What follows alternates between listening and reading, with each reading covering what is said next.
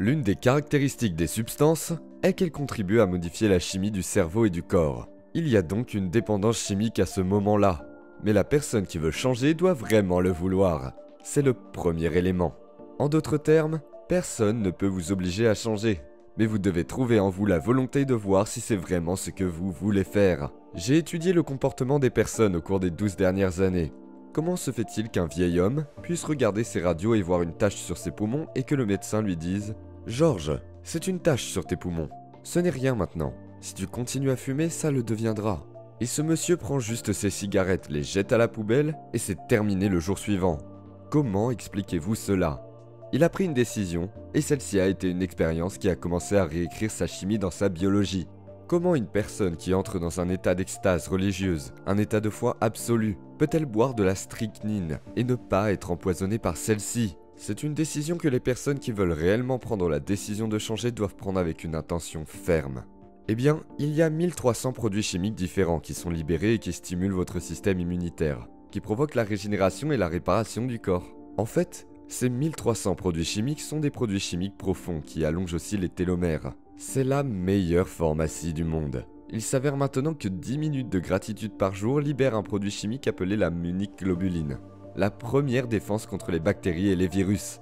10 minutes de colère, de manque de patience, de frustration ou de peur déclenchent 1200 substances chimiques différentes qui poussent le corps à mobiliser de l'énergie et suppriment le système immunitaire. Ainsi, la personne qui éprouve de la gratitude a des émotions élevées le matin. Et si vous vérifiez les valeurs sanguines de l'immunobiologie IgA à la fin de la journée, elles sont toujours élevées. En d'autres termes, vous venez de prendre votre dose. Vous avez fait le vaccin contre la grippe. Cela va vous protéger contre les bactéries et les virus.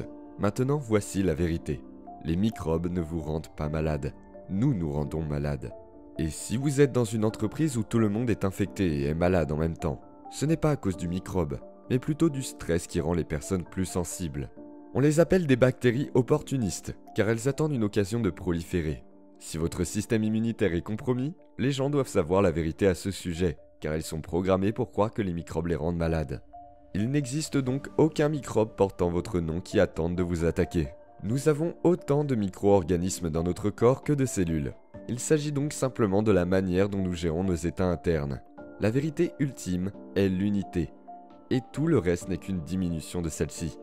Donc si vous comprenez biologiquement où l'unité se produit, elle se produit juste ici dans le centre du cœur.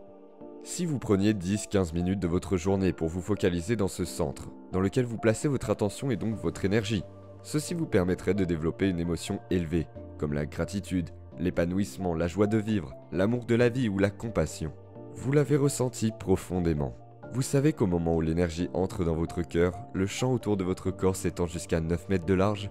Lorsque vous êtes en mode survie, que vous vivez dans la peur, l'anxiété, la colère, l'hostilité, la violence, la tristesse et la culpabilité, vous puisez dans ce champ invisible et le transformez en chimie, et le champ autour de ce corps rétrécit. Maintenant vous êtes plus matière et moins énergie, vous êtes plus de particules et moins de poids, et vous n'avez plus d'énergie. En fait, pour des projets de construction à long terme comme des grilles et des réparations, ou pour créer tout ce que vous voulez dans votre vie, il s'avère que le cœur a un champ magnétique, donc c'est comme laisser tomber une pierre dans l'eau.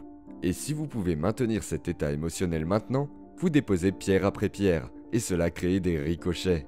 Plus vous le sentez profondément, plus vous vous sentez passionné, plus vous vous enrichissez, plus la pierre que vous lâchez dans l'eau est grosse, plus les vagues sont grosses. Maintenant, toute fréquence, toute énergie transporte des informations. C'est la charge magnétique. Et quelle est cette information ? C'est l'intention. C'est l'esprit maintenant. Donc ensuite, vous envoyez une intention sur cette vague. Vous avez une intention claire. Et cette information est transportée sur cette onde de fréquence. Maintenant, vous diffusez une signature électromagnétique dans le champ. Donc quand vous êtes dans la survie, vous essayez toujours de contrôler le résultat, de le forcer, de le prédire. Lorsque vous faites cela, vous êtes dans votre propre chemin, parce que vous êtes de la matière, essayant d'influencer la matière.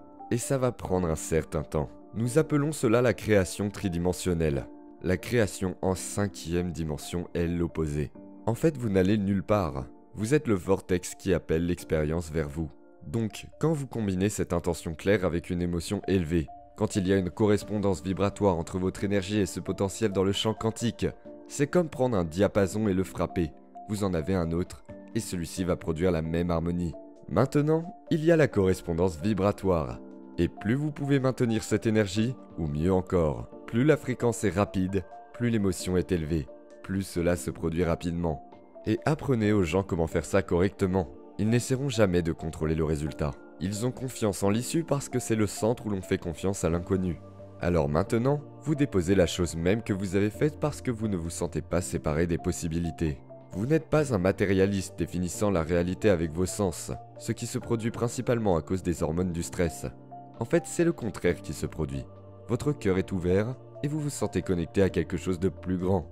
Et cela ne vous regarde pas de savoir quand cela va se produire ou comment cela va se produire. Car si vous pouvez prédire quand et comment cela va se produire, ce n'est pas un facteur inconnu. Disons que vous vous réveillez le matin, que vous faites les mêmes choses, que vous voyez les mêmes personnes, que vous fréquentez les mêmes endroits, que vous buvez votre café dans la même tasse, que vous vous rendez au travail de la même façon, et que vous voyez les mêmes personnes qui poussent les mêmes boutons émotionnels. Nous pourrions dire que c'est l'environnement externe, le monde extérieur.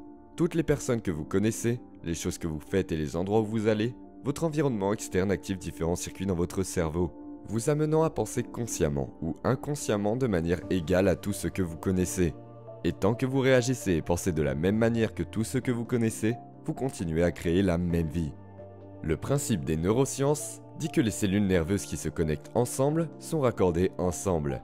Donc si vous continuez à avoir les mêmes pensées, à faire les mêmes actions, si vous vivez les mêmes émotions au fil du temps, la redondance de tout cela commence à programmer le cerveau dans des modèles très spécifiques.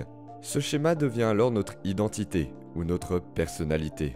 L'apprentissage consiste à créer de nouvelles connexions synaptiques, comme nous le verrons dans une minute.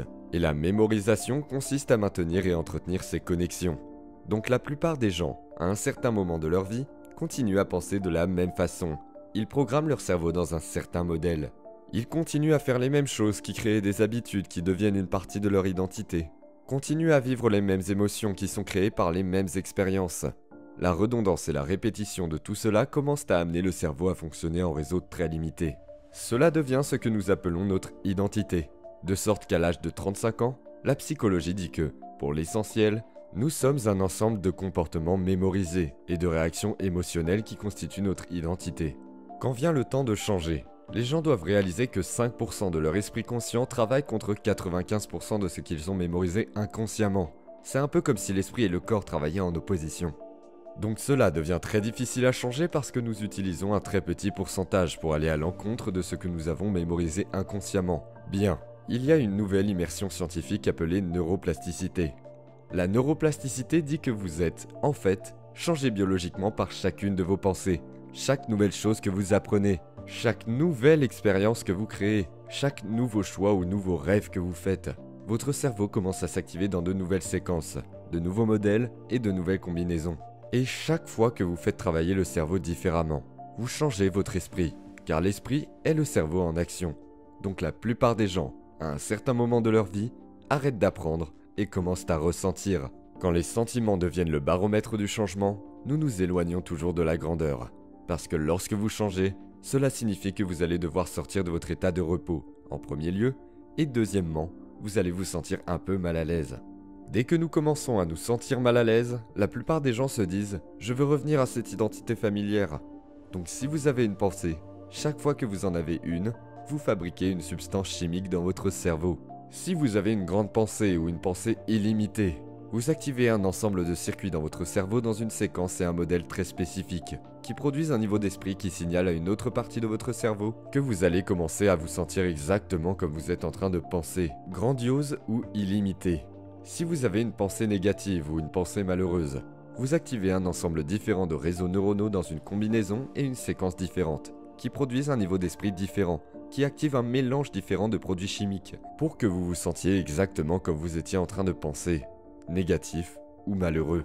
Maintenant, au moment où vous commencez à sentir la façon dont vous pensez, parce que le cerveau est en communication constante avec votre corps, vous commencez à penser la façon dont vous vous sentez. Vous commencez donc à ressentir la façon dont vous pensez, et à penser la façon dont vous vous sentez, et à ressentir la façon dont vous pensez.